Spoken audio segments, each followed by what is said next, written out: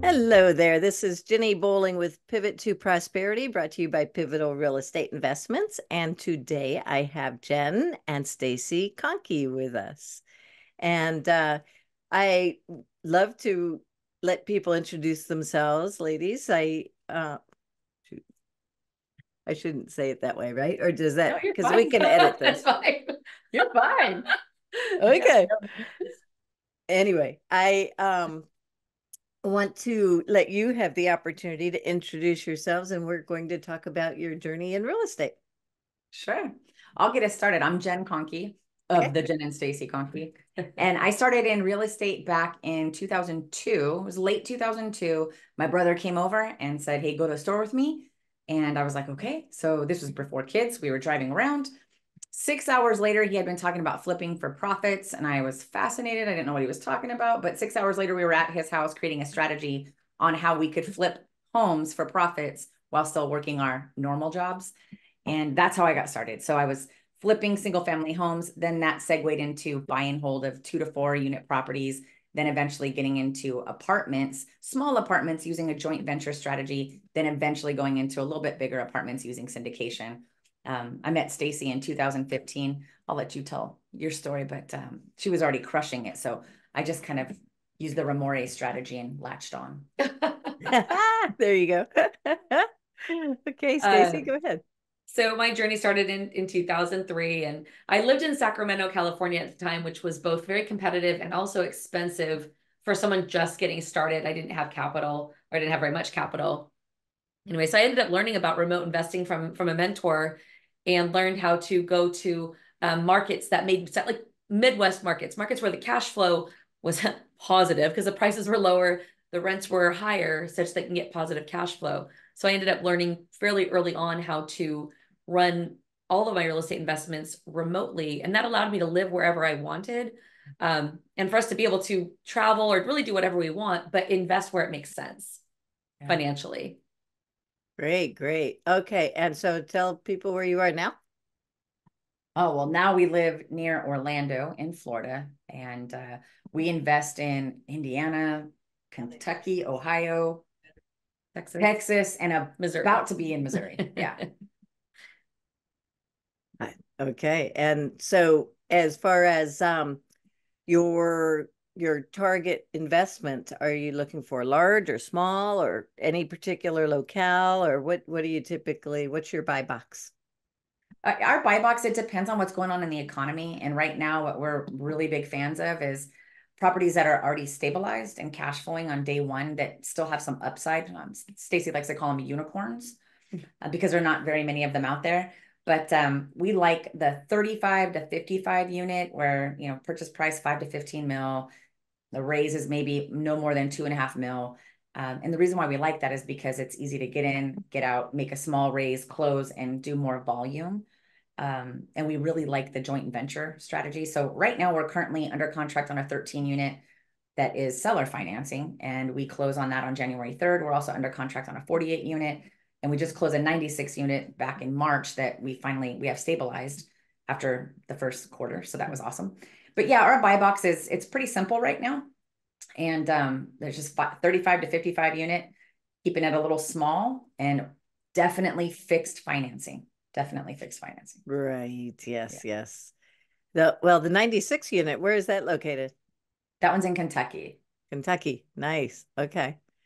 Well, so and are you managing yourselves, or how are you handling management? No, we don't do any property management ourselves.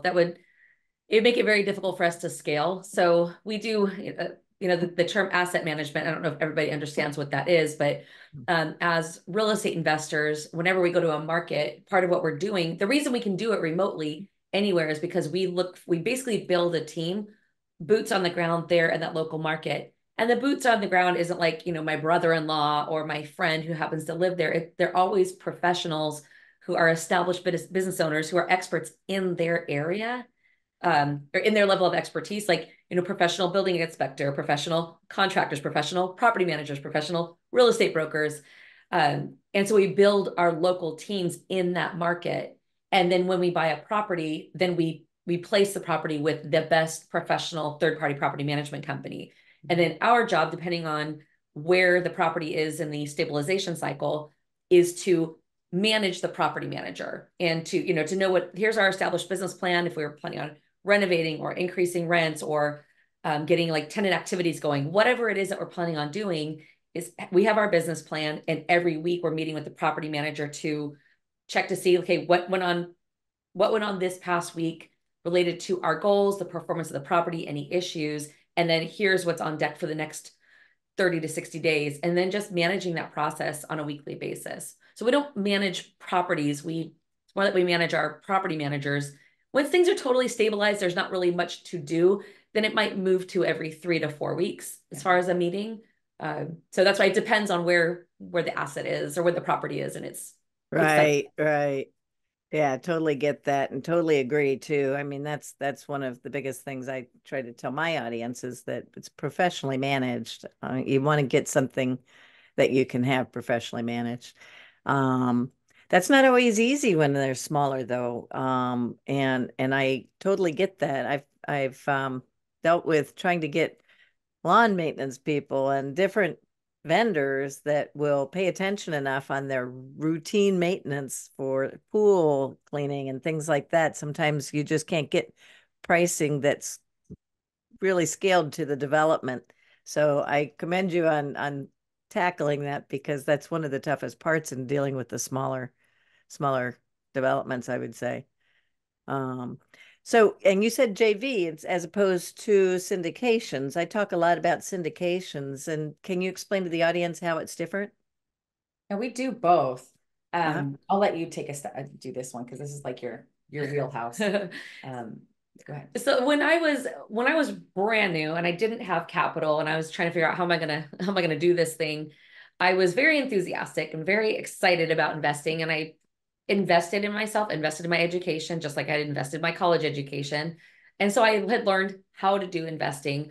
And even though I was still brand new, what I found was there was a very big difference between my level of knowledge and other investors who'd come to investor clubs because they were interested in investing, but they didn't know anywhere near as much as I had known just because I was educated on it. And so I didn't know it was called joint venture back then, but I would end up I was all excited about this deal I was going to do. And then there was someone else who was all excited about the deal I was going to do, but they didn't know how to do it. They didn't have my contacts. They didn't know how to open a market. They didn't know how to analyze a deal, but they had capital. And so we ended up just combining forces. They put the capital in, I would put in the rest, and we would do basically a joint venture. So as time went on and I started moving into smaller apartment buildings, I was aware of syndication. I hadn't learned how to do it yet, but I was aware of it.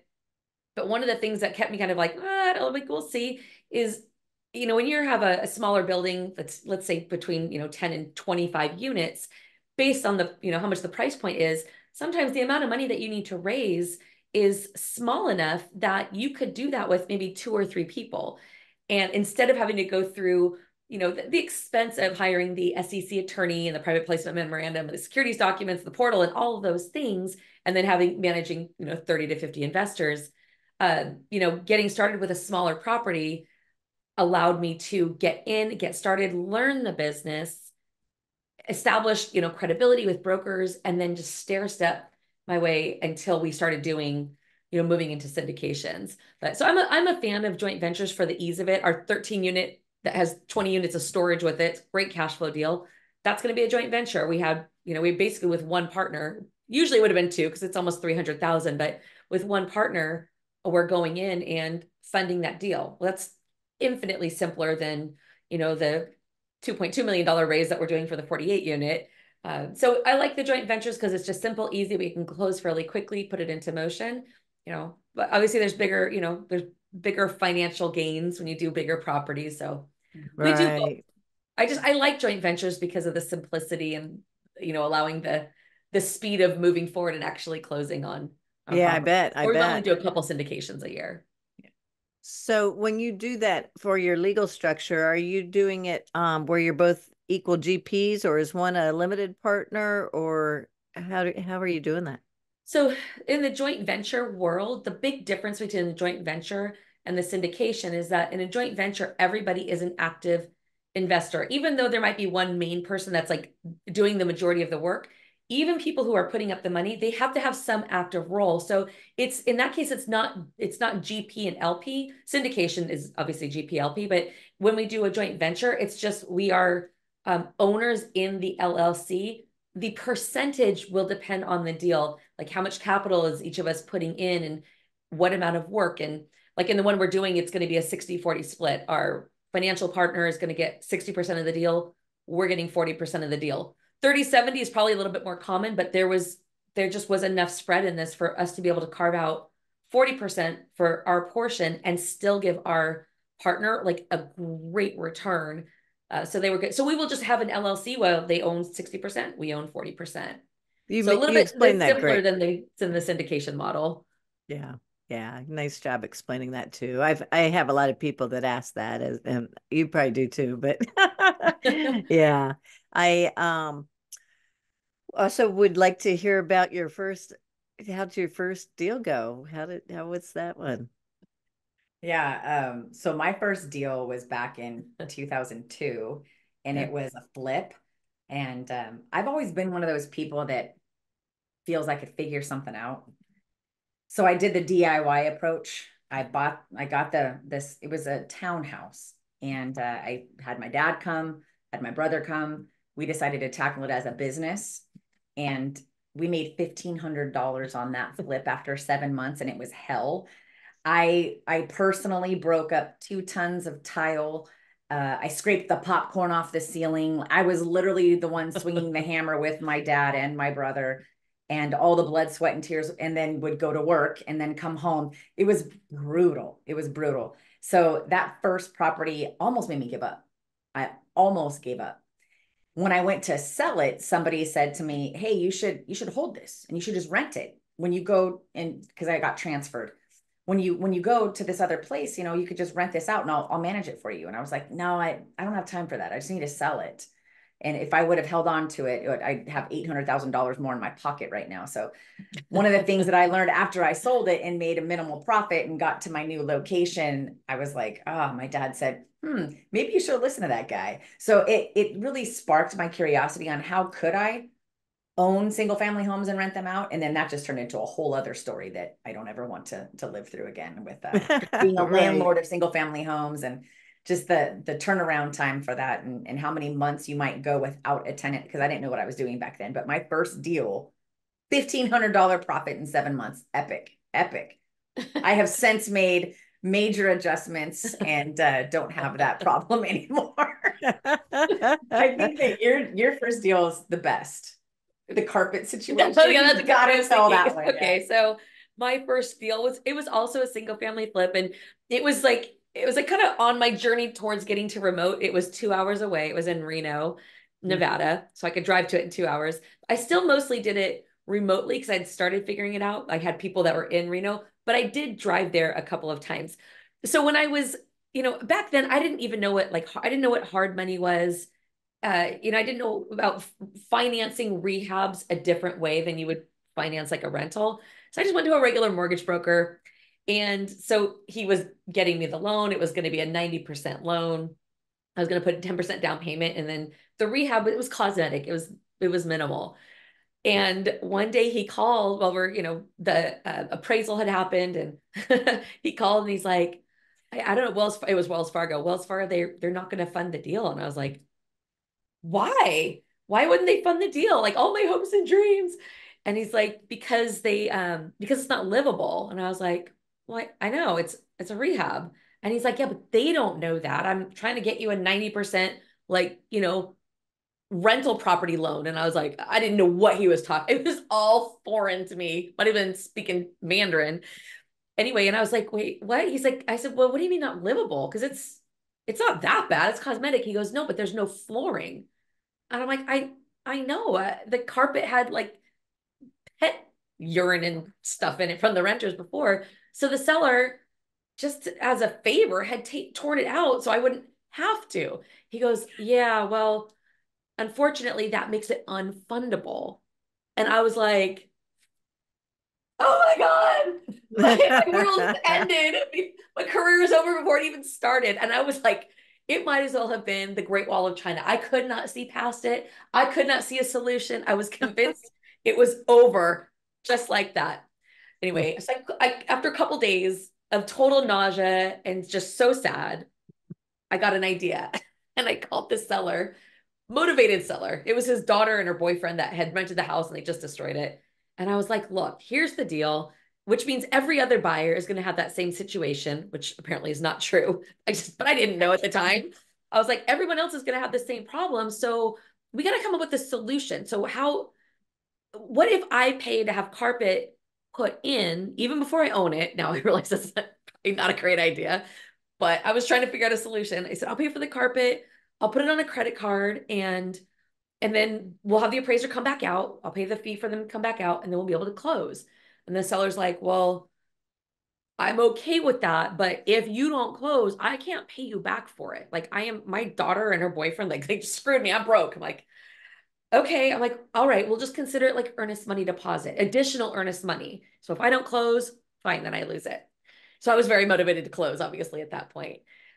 Anyway, so that's what we ended up doing. We got carpet put in there. We had the appraiser go back out, take pictures, and we ended up closing, getting the property renovated, and I ended up selling it and made like $27,000 on that first one. So I had a very positive but stressful first Right. experience or first deal, but that was I'll mine. Like the smallest. Now I look back and I'm like, it was the dumbest problem. I'm like, that was such an easy solve. But for me, when I was new, I didn't have any of those tools in my tool belt.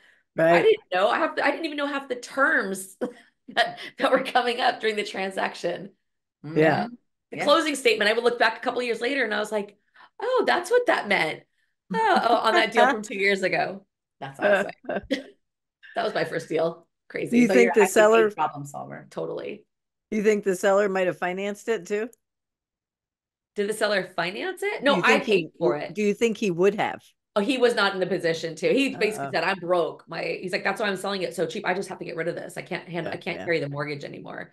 Gotcha. Yeah. So no, but I mean, now I would know to ask that. I didn't at Yeah. the time, but I didn't even think about it because he's like, Yeah. I can't even pay you back for it if you don't close." I was like, Yeah. It's funny when you talk about stories that are over 20 years old "Oh my God." and you realize how far you've come, you know? Yeah, no Yeah. kidding. No Crazy. kidding. It's such a Have simple you problem now.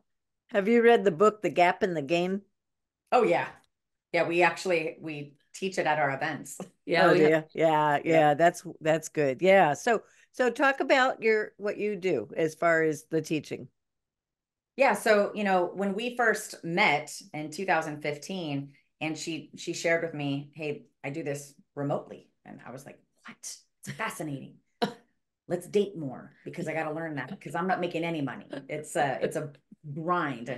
She had shared with me that she had been coaching people on a one-on-one basis, and I didn't do any formal coaching like that. I never really got an education per se, and I learned more about it. And when we were talking, I always felt like for 12 years, I was just going and going and grinding and I wanted community. So I had told her, instead of doing one-to-one, what if we did one-to-many and then had a community? So we decided to, and she was like, "Oh my God, I want to do that because the education in the multifamily space is just, it's not very good. I definitely have an experience where I want to find justice and equality in making it the best. So if we do it, it has to be the best training program." And I was like, "Cool, let's do this." So that's when we founded our remote multifamily investing academy back in 2019. And we enrolled our first 3 people into a beta program. It was amazing. And, they did really well for their first 90 days. And then it just started to grow and then it took off. And it, to this day, is still really strong. We've got hundreds of students. We do 4 events a year. We teach people who, no matter what level they are in real estate, but we specialize in the people who are brand new and trying to get their first 3 deals done. And we teach them how to do it with joint venture so that they don't got to go through all the red tape of syndication. So we're considered the #1 academy for joint ventures and Oh, then nice. scaling into syndication. But that's what we do. And we have a really good time doing it.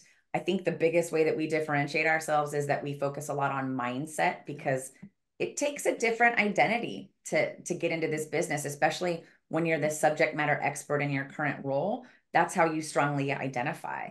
And then when you try to throw in being a multifamily investor on top of it, it can get a little confusing for people and a little challenging. And sometimes as humans, because we crave familiarity, when there's something new and there's an obstacle, a lot of times we'll revert back to what's comfortable or what's familiar versus surging through and getting on the other side of what we fear. So we put a lot of emphasis on that. So 80% of this business is all in your mind. Yeah. And we really just nudge people to get over that so that they can get into action faster. And so the first 90 days in the academy, we have a whole system set up where somebody's checking in with you every 2 weeks. You got a one-on-one coach. We're making sure that you are not in your own way. And we have a lot of fun doing it. Yeah, sometimes we can't believe how much fun we have doing it. But one of the benefits of it is that most people, when they're in there, they're usually in our academy for 2-3 years, and we're watching them during year 1 and year 2, and we're making sure, are they following our system? Are they taking shortcuts? Or how are they handling their challenges? How do they conduct themselves when they make a mistake? So we watch for that first year, and at the end of year 1, if somebody's been really stellar, we make them an offer to stay in with us for life. And then if they end up enrolling for years 2 and 3, they never pay tuition again, and they just have a permanent seat at our table, and we do deals with them. And that's when it gets really fun. We're having a lot of fun. That's great. And I was just thinking, we probably know some of the same people. We'll have to talk some more about that, because I did not realize you were here in Orlando. So yeah, I'm North Orlando, just for the audience, and they're in South Orlando, but at Greater Central Florida, shall we say. Yes. Yeah. Terrific. Well, so where are we on time? We're doing okay. Do you have another story you'd like to share, or something about the multifamily space, your first multifamily acquisition? You want to do? I'll talk a little bit about the first time that we did a syndication, where we were going to people, because we'd always done active investing, and then we did at one point we had money to invest, and we just didn't have enough time. We were moving cross country. We have 4 kids. We were running our academy. We were running our portfolio. I had a lot of rehabs going on, but we wanted to put money to work. And so we ended up investing in someone else's deal for the first time ever, which was weird for me because I like to be in control. But Same. But it gave us it kind of opened up our eyes to, okay, I can see how this would be a benefit for other busy professionals. Maybe they don't have the knowledge that we have, or they don't have the time, or maybe either. And anyway, so the first time we decided, okay, let's go ahead and we're going to go ahead and do a syndication and join a syndication team and raise capital. It was a little bit nerve-wracking because we had never quite done it like that before. And so I was a little nervous about, bringing it up and asking people, and you kind of have that mentality like, oh, I feel like I'm asking for money. But as we started doing it, I started recognizing, you know what, when we had that money and it was sitting in a bank account, it was stressing us out because we didn't have a way to put it to work. We didn't have time. And I had to reattach to that. Like, I was so glad the day that I got that email about that investment opportunity, because I was like, oh, okay. And then when we ended up looking into it and doing it, I was like, oh my God, thank God. And even to this day, that's when we still hold. And I'm like, thank goodness, because it was a good year and a half before things slowed down enough for us to get back into active investing. And I was reminded of that. So as I started having conversations with people, that started getting very reinforced. Not everybody was able to say, yes, we'll invest in that deal. Sometimes it was, you know what, my capital is either tied up right now, or the timing isn't exactly right for me. But they would always say, thank you for thinking of me. Like, I totally want to do a deal with you and Jen. I would love to do a deal with you guys. So thank you. And I was like, oh, okay. And then of course, for our investors who said, yes, I can do it, and got to put their money to work, and now they get regular distributions all the time. They're like, oh my God, thank you. I'm so glad you messaged me that day, because otherwise I wouldn't be able to be in this deal. And I'm excited to not only own this asset with you guys, but just be a business partner with you, and be able to talk about, when we're talking to brokers or just talking to our friends, that, hey, we own this 96 unit asset. So that was a cool thing to realize, that it's not about, oh, I got to ask people for money, because no matter what, they're not giving me the money anyway. We're buying an asset together that they own and we own. We all own a part of it. But I started recognizing that it really was a thing to be of service, because I found that most people completely understand that real estate is the way to go. It's not like real estate's a secret. You don't have to explain it like you would crypto or AI or some new technology. Everybody knows real estate. most people understand at least the basic premise of multifamily. So for them to be able to now participate when they wouldn't otherwise, because they don't have access or they don't have time. It was pretty cool. And that was a really good adjustment, because now every time we're raising capital, I'm not worried about asking anyone for money. It's just like, no, we have this phenomenal deal, because we only do deals that we are really excited about. Deals that we're like, we will put our money in it. If we're going to put our money in it, you want to put your money in it too, if it's available. Yeah. It's, because if we've said it's good, it's good. I think the most interesting thing, that everything that she just said, as a mindset coach, what I heard was that Stacy, who raised money before that, but was doing it as JV, assigned a different meaning because it was syndication. That's true. And sometimes our limiting belief will project out, and it doesn't necessarily mean it's true. So raising money is just raising money. It doesn't matter if it's for JV or if it's for syndication. And I think that was probably the biggest lesson, because, we had raised money for other types of deals. That was just one that was like, whoa. And the meaning needed to just shift. And now I think it's blown out. So we're good to go. Yeah. We probably shouldn't even call it that. We should right, probably call it finding partners. There you go. That would be a more language is everything. Yeah, that would be a better name for it, because that's really what it is. Yeah, exactly. And so many people are too busy. Although I do know a lot of people, since I'm affiliated with the Central Florida Realty Investors, CFRI. I don't know if you're familiar with them. No. There's a lot of people that want to be boots on the ground, want to be active too. So awesome. I could end up with a JV situation too. We're going to start a meetup up this way. And yeah, it's definitely, I'm a firm believer in real estate, and this is such a durable asset, the oldest one to bring wealth to mankind. Yes. It's an easy argument, so to speak, or easy proof case. So we're going to wind up here. I need to ask you each if you have a pivotal person or event that influenced your life and where you're at today. Well, for me, it was meeting Stacy in 2015, because I had been doing real estate completely DIY, self-managing, everything. And it wasn't scalable, and it was keeping me in my 9 to 5 longer than I probably needed to be. So meeting her, getting a different vantage point on how to invest remotely and how to scale, that was very pivotal. And for me in corporate America, I traveled. I was responsible for 12 buildings, and I managed. You had some good job. You were some big employers. For me, I had systems where I would kind of just manage the performance of those buildings remotely, and she had the system for real estate remotely. When we combined both, like, we were able to create the perfect program that has the systems and all the things to track. So I feel like it was one of those fateful moments and now that we joined worlds, we're changing the world, and it's awesome. And you gave me goosebumps. That's cool. You are, when you're helping people see how they can do it too. Right. Yeah.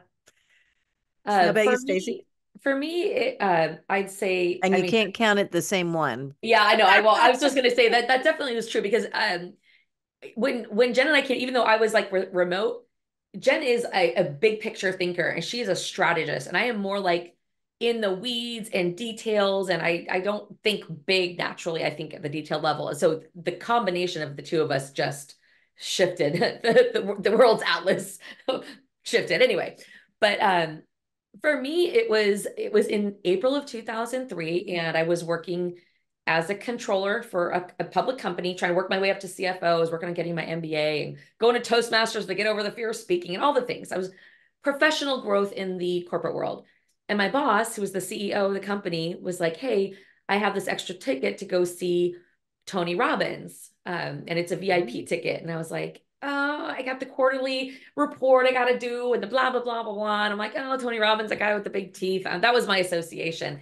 And he's like, Stacy, I'm telling you, I'm watching you and all these things that you're doing to improve yourself. I really think you would like it. I tried every excuse to be like, no, I can't afford the flight. I'll pay for it. I can't afford the hotel. I'll pay for it. I'm like, oh my God. So anyway, basically got dragged there. kicking and screaming silently. And the crazy thing was I went there and I was like, this must be some kind of cult. Everybody was all excited and jumping and dancing. And I was like, what on earth is the matter with these lunatics? They're crazy. A couple hours in, I was right there with them. I was right there with them. Tony Robbins just completely changed my life. My whole life did a complete 180 at that event 20 years ago. And I wasn't even looking at real estate investing up until that point. But just through one of the exercises he did, and it's part of why I think I love so much that Jen focuses on mindset and NLP, because now she changes lives the way that Tony changed mine. And one of the exercises he took us through was, look, if nothing changed at all, there's 15,000 people there. So he's not talking to me, except he was obviously talking to me. It's like, 5 years from now, nothing changes. What does your life look like? And you're like in this kind of deep meditation, and then 10 years out and 20 years out. And my mind, my subconscious must have known that I was not on the right path. Though I was hard charging through corporate ladder. And I left there knowing I'm not on the right path. I'm not meant to do this, which was a very hard pill to swallow. I'd spent 7 years in college. I'd gone through Arthur Anderson, 2 years working a million hours and being on all the time. So I was like nearly 10 years vested. No, I was, because I was in my corporate career for a while then. I was a good 10 years vested in that career path. So that was a hard realization. But I just knew I wasn't meant for that. I was meant to, and I didn't know what. I told Jen at the time that I left, all I could do was picture Tony Robbins on stage. And I was like, I'm supposed to do that. But I didn't know what that was, because I was terrified of speaking. I didn't have anything to speak about. And, come full circle 20 years later, we have the academy. I teach, I speak, I inspire, I lift. And I'm like, that's what it was. And now our combined skills, our combined missions, like we literally get to change the world one person at a time. And then the people we teach then go and they transform others and lift others up and encourage and partner. And it's just, so that was, talk about pivotal. It was such a pivotal moment, that UPW event. I highly recommend it. Yeah, that's or phenomenal. You can go to WowCon and go see, Tony Robbins' Jen version, because she'll pretty much do the same thing to you. I love set Tony. your heart on fire. It's amazing. Yeah, I love Tony. Yeah. That's really cool. Yeah. And so did you say that was your boss that forced you to go? Yeah, he didn't even force me, but he effectively took away every excuse I had for not going. But yeah, that was my boss at the time. He was a CEO of the company. And when I came back and he said, how, what did you get out of it? And I was like, I don't know if you're going to let me answer. He's like, what is it? And I said, I'm not on, what I'm doing here, I'm not on the right path for my life. And he was like, congratulations. That's a really amazing thing to know and learn at 28 years old. Or I was 27 at the time, at 27 years old. Wow. He's like, some people are 57 before they make that realization. And I was like, I thought he was going to be ticked off, and he was totally supportive. And anyway, that's awesome. That's great. That's great. Well, and so if people want to get in touch with you, go ahead. Why don't you tell us? And since, remember, some people are only listening, so say the phone number twice or whatever. Yeah. Sure. Well, we have our event that's coming up February 2nd through the 4th, but we have them 4 times a year. It's wowcon.com, WOWCON.com. And then in the meantime, if you wanted to learn about, we have curated a playlist of all kinds of cool videos, whether you're an active investor or a passive investor. If you go to www.warriorsofwealth.com, we have a really cool playlist there where you can just binge on our videos. And if you want to book a call to learn about the academy, you can do that. Or if you want to book a call and try to do passive investing with us, you can do that too. So, but we would love to see people at WowCon. It's a really cool, so good, transformational 3-day experience. It's awesome. Yeah. Where will that be? And it's in Orlando. It's in Orlando, February 2nd through the 4th. And then the next one's in May. But yeah, wowcon.com. Great. Well, thank you so much. I enjoyed having you, and we'll have to get together in person now. Absolutely. That sounds great. Yes. Thank you very much, Jenny. All right. You take care, and best wishes going forward. Thank you. We're going to have some good things happening, hopefully, in this next year or two, right? Oh, yes. Yeah. Market's correcting itself. So, okay. Take care. Thank you.